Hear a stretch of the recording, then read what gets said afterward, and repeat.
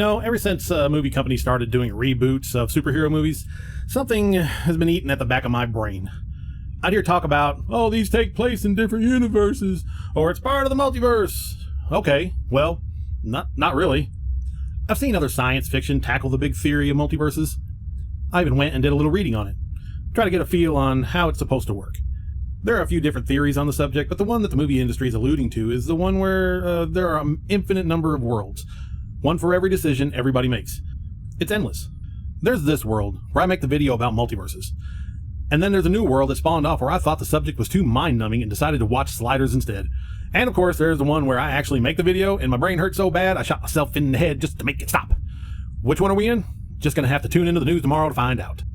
Every different decision a person makes than the one they actually made spawns another world where the events of their lives play out differently.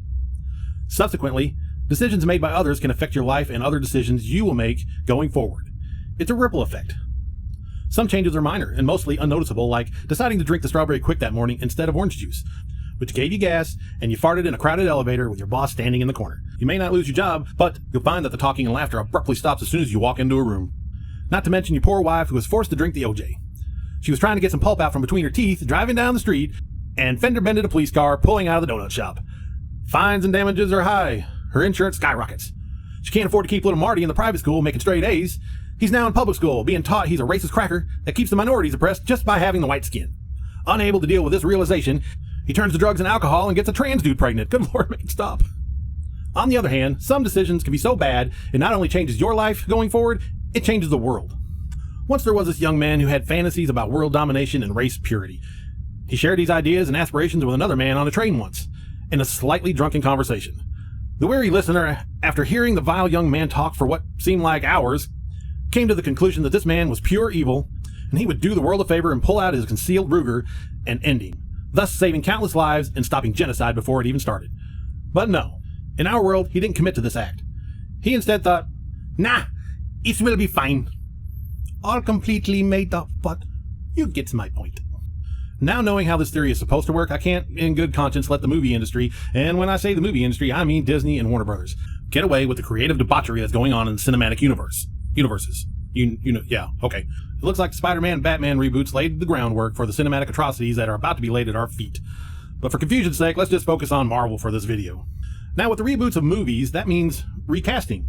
You can't retell an origin story twice or 3 times with the same cast of actors, now can we? So the faces change, the story gets hacked to pieces till it barely resembles the original, or they go back in time to tell earlier stories that are actually farther in the future than the previous stories. Who are we talking about? So I wouldn't in any way characterize Spider-Man reboots as being in multiple universes. They're just retellings of the same story with different variations. Poor facsimiles, I might add. And yes, I own them on Blu-ray. Fast forward to the hot mess that is Loki. Marvel tried to play with the multiverse in the show, but it just ended up looking like an unsolved Rubik's Cube that was broken down into 100 pieces and got bored trying to put it back together and said F it. Then moved on to play with the Captain America and Peggy Carter dolls just to swap the heads. Demented little butthole. You see, in a multiverse you can have infinite Lokis, or Peter Parkers, but they would all be the same person. Loki was always Laufey's son, adopted by Odin. Scenarios may change. Different decisions made by people around him, or made himself, could have made him a different person, better or worse. But he would still be the same Loki. The same physical person, not an alligator, or a woman who's the bestest Loki ever. You're amazing. What Marvel was saying to us is that it didn't matter what physical being was Loki, it just mattered that Odin always went out and found someone or something to adopt and call it Loki, which is absurd on its face. How many different people were Lokis in the show? There was 1, 2, 3, 4, F it, who cares? Variant doesn't mean they're all different physical people. It means they're the same person with different experiences who have led different lives of varying degrees. Now comes Spider-Man No Way Home. It's been rumored for quite some time that Tobey Maguire and Andrew Garfield are going to play in this new movie. Everyone's on board. Tobey Maguire, best Spider-Man yet. That's all well and good, but let's analyze this for a minute or 10. Let's call Tobey Maguire Spider-Man number 1, and Andrew's Spider-Man number 2, and so on. So Spider-Man 1, 2, and 3 led completely different lives with completely different family and friends. The only commonality between the 3 is spider abilities and name. 2 of the Spider-Men got their powers the same way, but in completely different scenarios. The 3rd is unknown, but if they happen to tell it, I bet it'd be different from the first 2. Each of them had to fight completely different supervillains, Parker's friends, well, what can I say? Let's just say a nerdy douchebag Guatemalan with a name like Flash Thompson. Not in a quadrillion universes could you make this happen. Welcome to Diverse City. I say all this to point out that the idea of separate universes points to people always being the same physically, but different in personality, situations, and life outcomes. Yes, you can have different Spider-Men, and many of them, but they would all be different people. Not a billion Peter Parkers with different facial features and body builds. All these Spider-Men, or women for that matter, would be called Bobby Rogers or Blake Ford or Nancy Anderson. These people's choices might have led them to be bitten by a radioactive spider and turn them into a superhero or a villain. No, it would have been far better if they would have had Tom Holland play all the Spider-Man parts in this movie, or have different Spider-Men who were completely different people. Actually, despite its complete deconstruction of Peter Parker into a fat cuck who completely failed at life, Into the Spider-Verse got it right. And here's another thing that'll play right in this movie, and I'm sure it's completely by accident. All the villains from the alternate universe are completely probable.